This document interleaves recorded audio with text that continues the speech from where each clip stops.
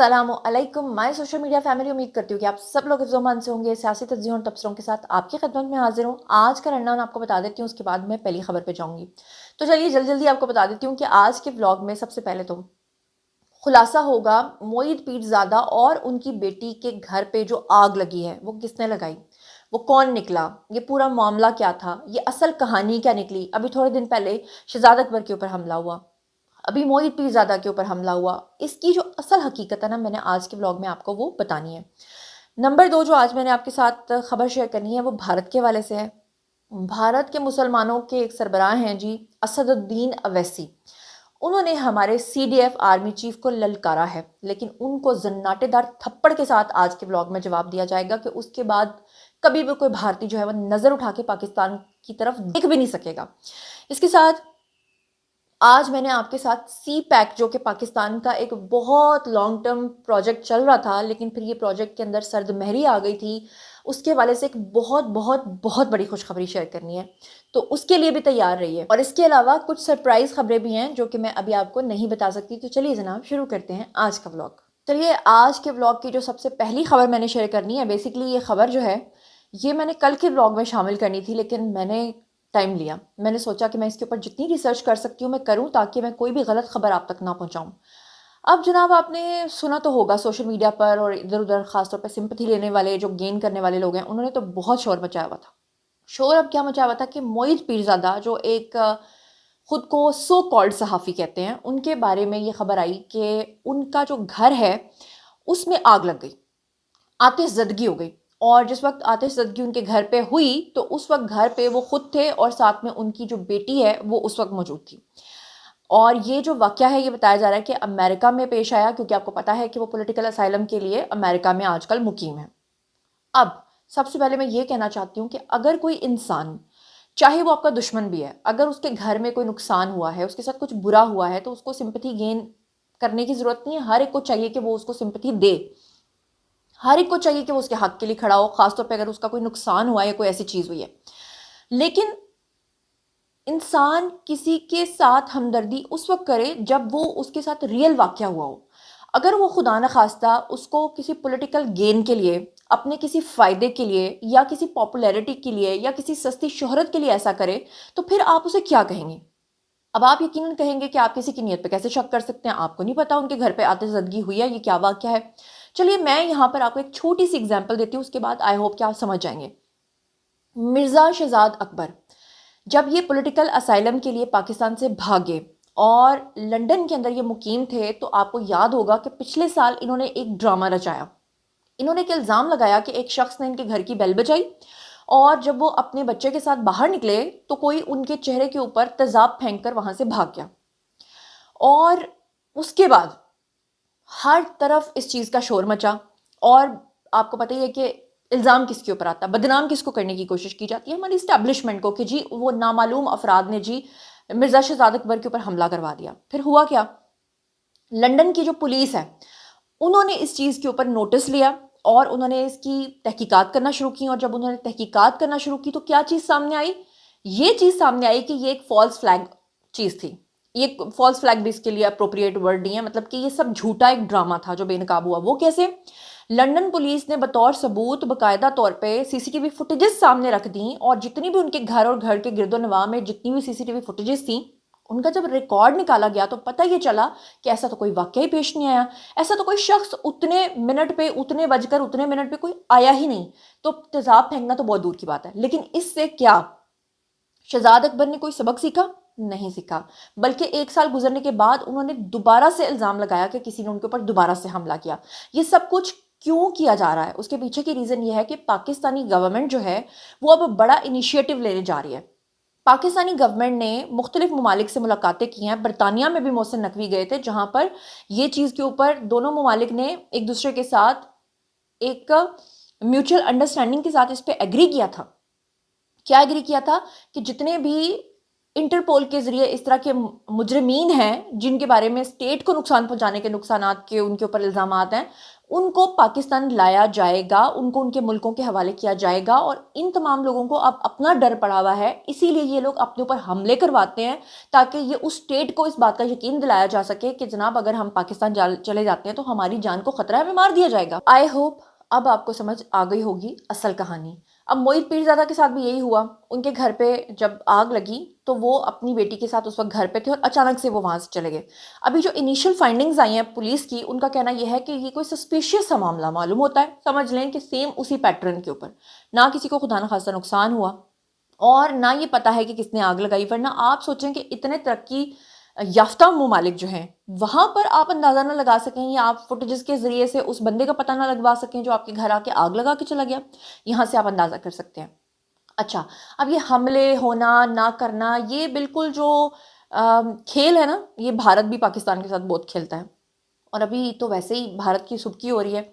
اب آپ جو یہ سمجھتے ہیں نا کہ ٹرمپ آئے روز پاکستان کے حق میں بیان دیتا ہے، نہیں، دراصل ٹرمپ پاکستان کے حق میں بیان نہیں دیتا، بلکہ ٹرمپ کو تکلیف اس بات کی ہے، ٹرمپ نے اتنا بدنام بھارت کو اس لیے کیا ہے کیونکہ بھارت ان لوگوں کی اسپانسرشپس کے اوپر پل رہا تھا۔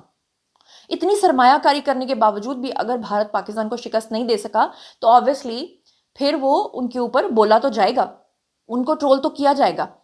اور میں ابھی تھوڑے دن پہلے یہ بات کر رہی تھی کہ جو بھارت کے اندر مسلمان رہتے ہیں ان کی تعداد پاکستانیوں سے بھی زیادہ ہے۔ ہماری تعداد تو 25 کروڑ ہے نا، ان کی تعداد تو اس وقت 35 کروڑ کے لگ بھگ ہے، لیکن میں نے آپ کو کہا تھا کہ وہ صحیح مسلمان نہیں ہے، وہ بہت کمزور مسلمان ہے۔ یہی وجہ ہے کہ ایسا کیسے ہو سکتا ہے کہ 35 کروڑ مسلمانوں کا ایک ملک جس میں ان کی اتنی بڑی نمائندگی ہے، ان کے سامنے بابری مسجد شہید ہو جائے، ان کے سامنے مسجدیں شہید کر دی جائیں، ان کے سامنے سب کچھ کیا جائے، گوشت کھانے پہ وہاں پہ لوگوں کے اوپر تشدد کیا جائے، جمعے کو ان کے منہ کے اوپر ٹھڈے مارے جائیں، ان کو سجدہ نہ کرنے دیا جائے، اور وہ خاموشی سے سب کچھ دیکھیں، اس کو سمویدھان کہیں، وہ کہیں کہ ہم جو ہے نا یہاں کے وہ کیا کہتے ہیں کہ ہم یہاں کے رولز کو فالو کرتے ہیں۔ یہ کیسے رولز ہیں؟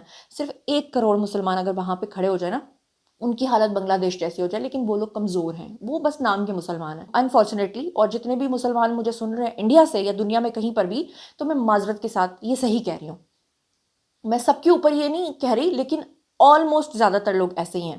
اور ہندوستان کے جو مسلمان ہیں نا، ان کو سن کے نا بڑا دکھ بھی ہوتا ہے بعض دفعہ، کبھی کبھی اگر ہم ان کی سپورٹ کر بھی دیتے ہیں نا تو بعد میں شرمندگی ہوتی ہے کہ ہم نے ان کی سپورٹ کی کیوں ہے۔ ابھی پچھلے دنوں آپ نے دیکھا نہیں ہے وہ جاوید اختر جو کہ رائٹر بھی ہیں اور لیریسسٹ بھی ہیں، ان کے ساتھ جو ایک ڈیبیٹ ہوئی ایک عالم صاحب کی، اور اس میں انہوں نے ان کو ہرایا، پورا پاکستان اس عالم کے ساتھ کھڑا ہو گیا، وہ جو ڈز گاڈ ایگزسٹ والا ٹاپک کے اوپر تھا۔ لیکن پھر کیا ہوا، اس بندے کو پتہ نہیں کیا سوجی، اس کو جو عزت دی گئی تھی وہ عزت ہی شاید راست نہیں آئی، اور اگلے ہی دن اس نے پاکستان کے خلاف جو ہے وہ بولنا شروع کر دیا۔ اسی طرح سے ایک جناب ان کے پولیٹیشین ہیں، داڑھی رکھی ہوئی ہے، اور وہ خود کو کہتے ہیں بھارت کے، اسد الدین اویسی ان کا نام ہے، اور یہ محترم فرما رہے ہیں کہ وینزویلا کے صدر کو جس طرح سے ٹرمپ اٹھا کر لے گیا، اور جس طرح سے وینزویلا کے صدر کو امریکہ لے جا کر ہتھکڑیاں باندھ کر گاڑیوں کے اندر گھما کر اس کی تذلیل کی جا رہی ہے، اگر ٹرمپ یہ کر سکتا ہے تو مودی جی آپ کیوں نہیں ہمارے صدر کا نام لے کے یا ہمارے پرائم منسٹر کا نام لے کے، یا پھر ان کو سب سے زیادہ تکلیف ہے ہمارے آرمی چیف، ہمارے CDF کی، کہ ان کو آپ پکڑ کے کیوں نہیں بھارت میں لے کر آتے؟ وہ یہ خالہ جی کا واڑا ہے، آپ نے پاکستان کو وینزویلا سمجھا ہے؟ جی ہاں، یہ خالہ جی کا کوئی ویڑا نہیں ہے، آپ نے جو اس کو سمجھا تھا نا جناب وینزویلا کی طرح کا، اسی لیے آپ نے حماقت کی تھی۔ اسی طرح پہلے بھی آپ نے حملہ کیا تھا اور بالا کوٹ کے اندر آپ کوے مار کے چلے گئے تھے، اور اس کے بعد آپ کی جو حالت ہوئی تھی، اور پھر جس طرح سے آپ کا وہ ہم نے ٹیز فینٹاسٹک پلا کے بھیجا تھا نا، وہ آپ کو پتہ ہی ہے۔ اس کے بعد دوسری بار آپ نے حماقت کی، آپ نے دوسری بار پھر پاکستان کو وینزویلا سمجھنے کی کوشش کی، اور پھر آپ کے جو 8 جہاز ہم نے گرائے، ہم تو پھر بھی 6-0 کہتے ہیں، ٹرمپ نے آپ لوگوں کی جو مٹی پلید کی، اس کے بعد بھی اگر آپ لوگوں کے منہ سے ایسی بات نکلتی ہے تو یہ ہے آپ کے اوپر معذرت کے ساتھ کہ آپ لوگ خود کو مسلمان کہتے ہیں، یہ مسلمان ہیں آپ؟ حالانکہ پاکستان نے ہمیشہ بھارت کے اندر اگر مسلمانوں کے ساتھ کوئی ظلم و ستم ہوا ہے تو عالمی پلیٹ فارمز کے اوپر ان کا نام لیا ہے، ان کے مسلمانوں کے لیے بات کی ہے، کیونکہ ہم سمجھتے ہیں کہ ملک بعد میں آتا ہے، مسلمان نیشن پہلے آتی ہے، اللہ کے ماننے والوں کا نام پہلے آتا ہے۔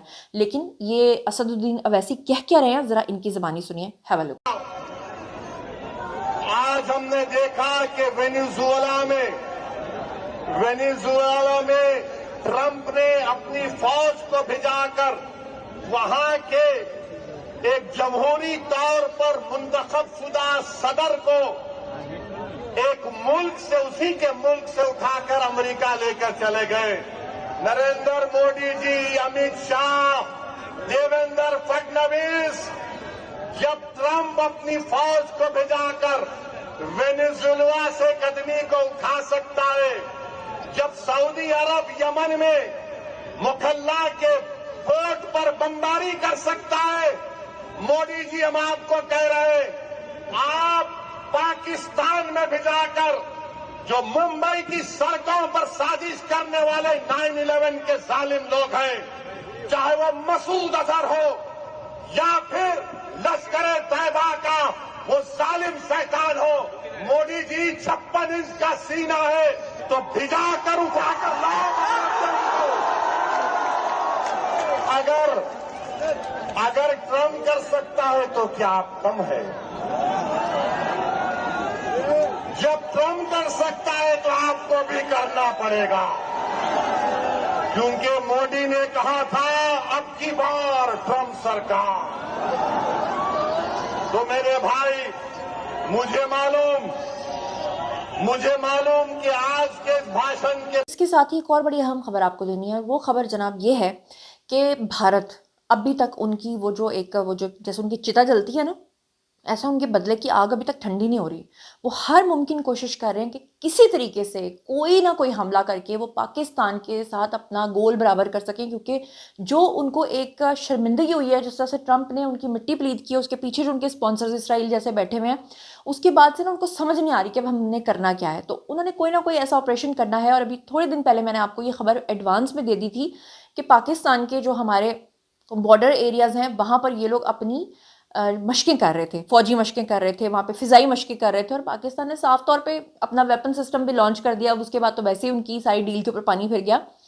लेकिन अब इसके बारे में इंटरनेशनल क्राइसिस ग्रुप जो है उसने ऑलरेडी प्रिडिक्ट कर दिया है। उन्होंने कहा है कि शिद्दत पसंदों का कोई बड़ा हमला पाकिस्तान और हमसाया ममालिक के दरमियान तवाज़ुन बिगाड़ सकता है।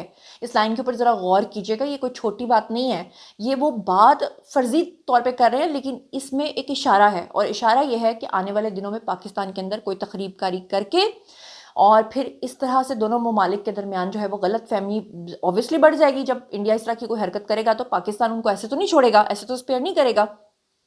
इंटरनेशनल क्राइसिस ग्रुप के जो तनाज़ात के बारे में रिपोर्ट शाया किया, उसमें उन्होंने कहा है कि पाकिस्तान किसी नए हमले का सुराग अफ़गानिस्तान से जोड़ता है तो सख्त रद्द-ए-अमल आएगा, भारत से जोड़ता है तो सख्त रद्द-ए-अमल आएगा। और आपको पता ही है कि अफ़गानिस्तान से ये तखरीबकारी करवाने के लिए भारत उनको स्पॉन्सर कर रहा है, और भारत को कौन स्पॉन्सर कर रहा है वो आप लोग जानते हैं। रिपोर्ट में ये भी कहा गया है कि जनूबी एशिया में पाकिस्तान के खारजा ताल्लुकात जो हैं वो बदस्तूर पेचीदा सूरत हाल का शिकार हैं, और शिद्दत पसंदों का बड़ा हमला जो है वो इस तवाज़ुन को मज़ीद बिगाड़ सकता है। और साथ ही उन्होंने कहा कि गुज़श्ता एक साल में पाकिस्तान ने वाइट हाउस के साथ ताल्लुकात बेहतर बनाने की कोशिशें ज़रूर बहुत तेज़ की हैं, लेकिन फील्ड मार्शल आसिम मुनीर और हमारे जो प्राइम मिनिस्टर शहबाज शरीफ हैं, उनकी वाइट हाउस में ट्रंप से मुतादिद मुलाकातें भी हुई हैं। अमेरिका के साथ ताल्लुकात बेहतर हैं, लेकिन भारत और अफगानिस्तान जिस खित्ते में हम लोग रहते हैं वहाँ पर तवाज़ुन बिगड़ सकता है। चलिए खैर, कोई बात नहीं, जिस अल्लाह ने यहाँ तक पहुँचाया वो आगे भी इंशाल्लाह पाकिस्तान को बहुत तरक्की देगा। और एक बड़ी खुशखबरी जो है वो मैं आपके साथ शेयर करना चाहती हूँ। आपको पता ही है कि खान साहब के दौर में पाकिस्तान के साथ जो चाइना के ताल्लुकात थे वो काफ़ी ख़राब हो गए थे। आपको ये भी याद होगा, और मैं इसमें सिर्फ अकेले इमरान खान को बुरा नहीं कह रही, ठीक है, इसमें उस वक्त की पूरी रजीम शामिल थी। इसमें उस वक्त के बाजवा साहब भी शामिल थे। बाजवा साहब नहीं इसमें से निकल सकते या वो कह सकते कि हाँ मैं तो मजबूर था, खान ने जो किया वो खुद कर लिया, ऐसा नहीं था। ये सब लोग मिल के शामिल थे, और जितनी ये पूरी रजीम थी, ये सारी की सारी ने जो पाकिस्तान को नुकसान पहुँचाया वो आप सबको पता है। लेकिन उसके बाद पाकिस्तान ने जिस तरह से, अल्लाह का शुक्र है कि उन ताल्लुकात को दोबारा से बहाल किया। चाइना ने CPEC को रोका था, वो दोबारा से शुरू हुआ, गलत फहमियों को दूर किया गया, उनकी जो गारंटीज़ उन्होंने मांगी थी वो की गई, जो क्रैकडाउन्स उन्होंने मांगे थे वो किए गए, वो सफाया किया गया, वो गंदगी साफ़ की गई, और उसमें एफ़र्ट्स जो हैं वो अब भी जारी हैं। लेकिन मज़ेदार बात यह है कि पाकिस्तान और चाइना के दरमियान अब जो हमारी स्ट्रेटेजिक डायलॉग है उसका 7वां दौर शुरू हो चुका है। कॉन्ग्रेचुलेशंस। इस वक्त इसहाक डार जो हैं वो चाइना में हैं, سی پیک منصوبوں اور باہمی تعاون کے اوپر بات چیت جو ہے وہ اس وقت جاری ہے، اور بیجنگ میں پاکستان اور چائنا کے درمیان جو وزرائے خارجہ کی زیر صدارت اسٹریٹجک ڈائلاگ کا 7واں دور ہے وہ کامیابی کے ساتھ چل رہا ہے، اور اس میں دو طرفہ تعلقات کا تفصیلی جائزہ لیا گیا ہے۔ خطے اور عالمی سطح پر درپیش اہم سیاسی اور سلامتی امور پر بھی تبادلہ خیال ہوا ہے۔ یعنی وہ لوگ جو سمجھتے ہیں نا کہ ہاں جن کو ڈاؤٹ ہے کہ پاکستان کے پیچھے چائنا ہے، تو ہاں بھائی ہے، اللہ تو ہے، لیکن اللہ کے بعد جو ممالک پاکستان کے ساتھ کھڑے ہیں اس میں چائنا بھی ہے۔ اور پھر اس کے بعد آئندہ منصوبوں کے حوالے سے، پیش رفت کے حوالے سے، باہمی تعاون کے حوالے سے چائنا کے ساتھ جو پوری چیزیں ہیں، جس میں خاص طور پہ ہماری تجارت کا فروغ ہے، سرمایہ کاری ہے، صنعتی تعاون ہے، معاشی روابط ہیں، اور ان تمام چیزوں کے اوپر اس وقت پاکستان فائنل ڈائلاگ میں ہے چائنا کے ساتھ۔ پھر اس کے بعد کثیر الجہتی فورمز کے اوپر پاکستان اور چائنا کے درمیان جو قریبی تعلقات ہیں اس میں ہم آہنگی بڑھانے کے اوپر بھی اتفاق ہو چکا ہے۔ اس کے علاوہ عوامی روابط، تعلیمی تبادلوں، ثقافتی تعاون کو بھی مزید وسعت دینے کے اوپر بات ہو چکی ہے، اور پاک چین سفارتی تعلقات کے 75 سال مکمل ہونے پر سال بھر کی جو تقریبات اور سرگرمیاں ہیں وہ بھی منانے کے اوپر اتفاق کیا گیا ہے۔ دوسری طرف وزیر خارجہ اسحاق ڈار جو ہیں انہوں نے چائنا کے جو ایگزیکٹو نائب وزیر اعظم ہیں ان سے بھی ملاقات کی ہے۔ پاکستان اور چین کا اسٹریٹجک کوآپریٹو پارٹنرشپ کو مزید مضبوط بنانے کے عزم کا اظہار بھی چائنا نے کیا۔ چائنا کے ساتھ جو پاکستان کی غلط فہمیوں کو لے کر لوگ بات کرتے تھے نا کہ نہیں اب چائنا پاکستان کی کوئی مدد نہیں کرے گا، تو وہ سب لوگوں نے دیکھ لیا۔ جب پاکستان اور چائنا کے درمیان وار ہوئی تو سب نے دیکھ لیا کہ کیا کیا کچھ ہوا اور کیا کیا کچھ نہیں ہوا۔ یہ سب کچھ مجھے بتانے کی کوئی بھی ضرورت نہیں ہے۔ تو جناب یہ تھا آج کا ویڈیو۔ باری ہے جی آپ لوگوں کی، آئی کامنٹ سیکشن میں، اور بتائیے کہ ان تمام خبروں کے بارے میں آپ کا کیا سوچنا سمجھنا ہے۔ جو کچھ بھی آپ سوچتے سمجھتے ہیں شیئر کیجیے، پرسنلی جواب دوں گی۔ اور ہاں، میرے چینل کو سبسکرائب کرنا نہیں بھولنا، اور اپنا بہت بہت خیال رکھیے گا۔ اللہ نگہبان۔